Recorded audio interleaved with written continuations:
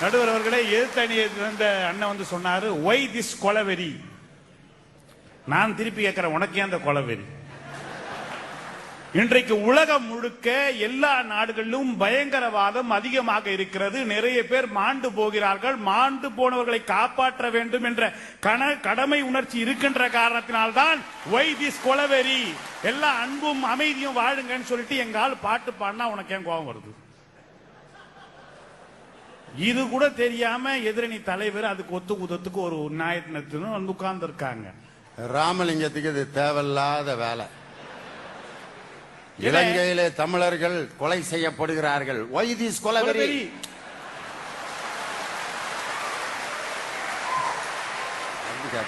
கேரளாவில் தமிழர்கள் அடிக்கப்படுகிறார்கள். Y this கொலவெறி.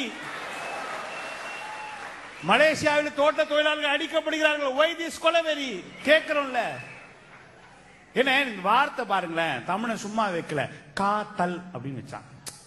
ஒருவனுக்கு காதல் உள்ள போன உடனே ஜாதியை தள்ளிடும், மதத்தை தள்ளிடும், இனத்தை தள்ளிடும், வேறுபாட தள்ளோன்றனால்தான் காத்தல். பேரே அழகா வச்சவன் தமிழன். ஏன் இவங்க அவ்வளவு கடுப்பாகிறாங்கன்னா, இவங்களுக்குன்னு ஒரு பாட்டு எழுதியிருக்காங்க. பழைய பாட்டுல, காதலிக்க நேரம் இல்லை விஜயகுமார், உன்னை காதலிப்பார் யாரும் இல்லை. மதுக்குர் என்ன, வாலிபத்தில் காதலிக்க உனக்கு ஜாதகத்தில் வழியும் இல்லை, ஜாதகத்தில் வழியும் இல்லை. இதுதான் உண்மை. காதலிக்கிறவள குடிக்கிறானா? தயவு செஞ்சு காதலர்களை கொச்சப்படுத்தாது. எதுக்கு ஒயின் ஷாப் போனா கொஞ்சமா யோசிச்சு பாத்தீங்களா? அங்க போன உடனே அந்த பிராந்தியும் தண்ணியும் எடுத்து வைக்கிறான் நடுவர்களே. ரெண்டுத்தையும் இப்படிதான் கலக்கிறான். நம்ம இப்படித்தானே தனியா இருந்தோம், கலந்த உடனே மிக்ஸ் ஆயிட்டோமே. நமக்குள்ள இன்னைக்கு பிரச்சனை வந்திருக்க, பிரிக்க பாக்குறான், பிரிக்க முடியல. சே, இப்படித்தான் ஒற்றுமையாக வாழ வேண்டும்னு அடிச்சிட்டு வந்து காதலிக்கிட்ட மன்னிப்பு கேட்பதற்காகத்தான் ஒயின் ஷாப் போறானே தவிர எங்களுடைய காதலர்கள் குடிக்கிறதுக்காக போல. ஆனா இனியவா, ஜனவரி 1ஆம் தேதி அன்னைக்கு இவ்வளவு அருமையான ஒரு செய்தியை நீ மனிதர்கள் கொடுக்க கூடாதியா? இல்ல, இதுல வேற எங்க நடுவர் வேற, எங்க நடுவர் மாதிரியான ஒருத்தர் கிடைக்க முடியாது. மெட்ராஸ்ல பிறந்து மெரினா பீச் எல்லாம் பார்த்த பிறகு கூட இனியவன் இப்படி பேசுவான். நான் நீங்க ஏன் காதலிக்கணும்னா, இந்த நாட்டிலே அறிவியல் வளர வேண்டும் என்றால், ஆன்மீகம் காப்பாற்றப்பட வேண்டும் என்றால், சமூகம் ஒழுங்காக இருக்க வேண்டும் என்றால், தமிழுடைய பண்பாடு கலாச்சாரம் காக்கப்பட வேண்டும் என்று சொன்னால் காதலிக்கணும். நீங்க எல்லாம் நினைச்சிட்டு இருக்கீங்க, மெரினா பீச்சில் எல்லாரும் கொடை வச்சுட்டு உட்கார்ந்துட்டு இருக்காங்களே, ஒரு நிமிஷம் அந்த தியாக உள்ளங்களை தயவு செஞ்சு யோசிச்சு பாத்தீங்களா? ஏன் கொடைக்குள்ள என்ன பண்றா? நீங்க வெளிநாடுலாம் போனீங்களே, ஆஸ்திரேலியா பீச்சில் யாராவது கொடை வச்சு உட்கார்ந்து இருக்காங்களா? லண்டன் பீச்சில் கொடை வச்சு உட்கார்ந்துருக்காங்களா? ஏன்? இயற்கையாவே அது ரொம்ப குளிர்ச்சியான நாடு.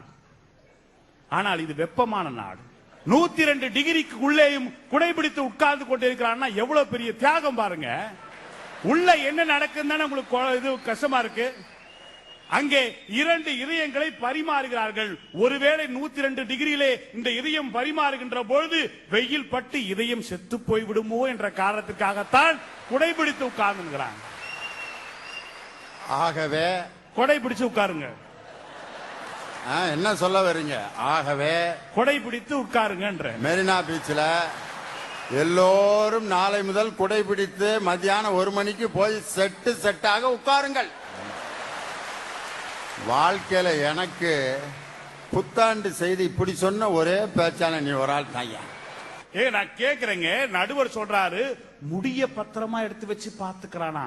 முடியே பத்திரமா பாத்துக்கிறவன் அந்த பொண்ணை எப்படி பாத்துக்குவான் நடுவர் அவர்கள்? கொஞ்சமாவது யோசிக்க கூடாதா?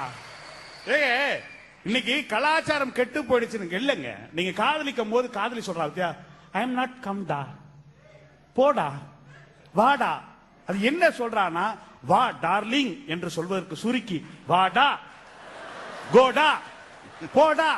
அதே மாதிரி பாருங்க, அவன் போடின்னுவான். போடி கிடையாது, போடியர் என்பதை சுருக்கி போடி. இவ்வளவு யோசிச்சு நான் காதல் பண்ணா இது பாதை கிடையாது, இது போதைன்னு சொல்றேன். நான் கேட்க நடுவர்களே, காதல் திருமணத்துக்கும் நிச்சயிக்கப்பட்ட திருமணத்துக்கும் என்ன வித்தியாசம் சொல்லுங்க பார்க்கலாம். காதல் திருமணம் வந்து திருமணத்துக்கு முன்னாடியே ஏன் இவ்வளவு தடுமாறுறீங்க? திடீர்னு இப்படி ஒரு கேள்வி கேட்டா நான் தான் இப்படித்தான் பதில் சொல்றேன். ஆளாளுக்கு 5 கேள்வி எழுதி வச்சுட்டு வந்து என்னைய போட்டு இப்படி பிராணனை வாங்கிக்கிட்டு இருக்கீங்க. இருந்தாலும் நான் பதில் சொல்ல வேண்டிய கட்டாயம். அதனால நான் இந்த இடத்துல உட்காந்துருக்கேன். காதல் திருமணம்னா தனக்கு வரப்போற மனைவியை முன்கூட்டியே தேர்ந்தெடுத்துக் கொள்வது.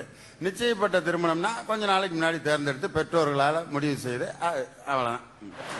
நடுவர் அவர்களே, நாம சைட் அடிச்சு நாம கட்டிக்கிட்டா அது காதல் திருமணம். யாரோ ஒருத்தன் சைட் அடிச்சு நம்ம கட்டிக்கிட்டா அது நிச்சயப்பட்ட திருமணம்.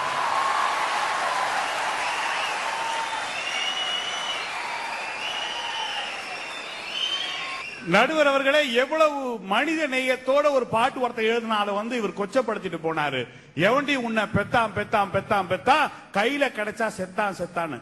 நல்லா கவனிக்கணும். அந்த கவிஞன் என்ன எழுதினானா, எவண்டி உன்னை பெத்தா அவன் என் கையில கிடைச்சா செத்தான்னு எழுதல, கையில கிடைச்சா செத்தான். யார் கையில கிடைச்சா செத்தானா இவன் கொல்றன்னு சொல்லல.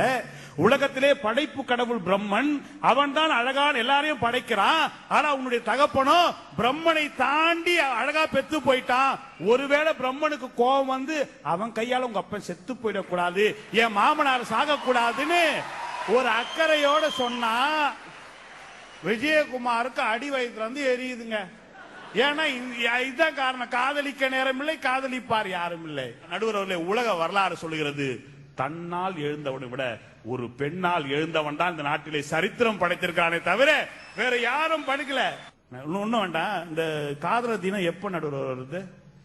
காதலர் தினம் பிப்ரவரி 14. 1 4 5 14 5ஆம் நம்பர் புதன்.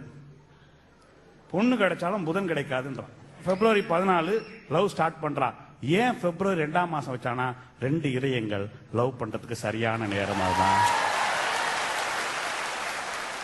ஆமா, வேற இது சைடு பிசினஸ் வேற பாத்துட்டு இருக்கீங்களா?